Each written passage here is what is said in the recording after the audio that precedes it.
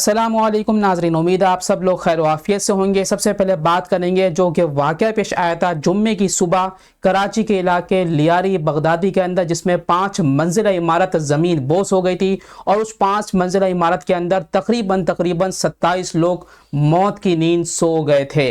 तकरीबन 3 दिन तक ये रेस्क्यू ऑपरेशन जारी रहा और 3 दिन के बाद ये बात सामने आई कि 27 लोग मलबे से निकाले जा चुके हैं और रेस्क्यू ऑपरेशन जो है वो मुकम्मल हो चुका है। यह अफसोसनाक वाक़या क्यों पेश आया, सिंध हुकूमत ने इसके बारे में तहकीकात शुरू कर दी हैं। सिंध हुकूमत ने बाकायदा आज इजलास मुनक्किद किया और उसके अंदर बड़े बड़े फैसले कर लिए। क्या बड़े फैसले किए गए हैं? आम शहरियों के लिए एक और नई मुश्किल सामने आ रही है। हमने पिछले कुछ दिनों से देख रहे हैं कि कराची में ट्रैफिक कवानीन के ऊपर काफ़ी ज़्यादा सख्ती की जा रही है और ये सख्ती तब शुरू हुई जब जो है डंपर हादसात रोज़ बरोज़ रोनुमा होने लगे, कई लोग डंपर के नीचे आने लगे। उसके बाद से ही सिंध हुकूमत ने सख्तियाँ शुरू कर दी और सख्तियाँ किस पर शुरू की? कमज़ोर आदमी पर, कमज़ोर तबके पर, जो कि मोटरसाइकिल सवार थे, जो लोग मर रहे थे, जो लोग गाड़ियाँ चलाते थे, डंपर्स के नीचे आते थे, उन लोगों के खिलाफ सख्त ऑपरेशन शुरू कर दिया गया और डंपर्स माफिया उनको खुली छूट दे दी गई क्योंकि उनके पास पावर है।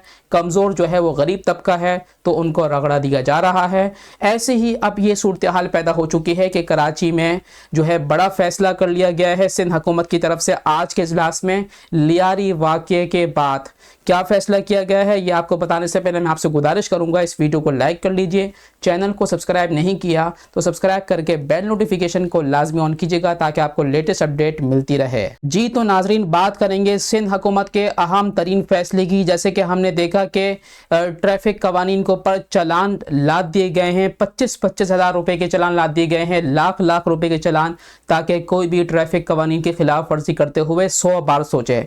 ऐसे ही कराची में जो मखदूश इमारतें हैं, जो कि कमज़ोर इमारतें हैं, उनको भी खाली कराने का हुक्म दे दिया है और उनको गिराने का हुक्म दे दिया है। इसमें ज़रा आप गौर से ये बात सुनिएगा।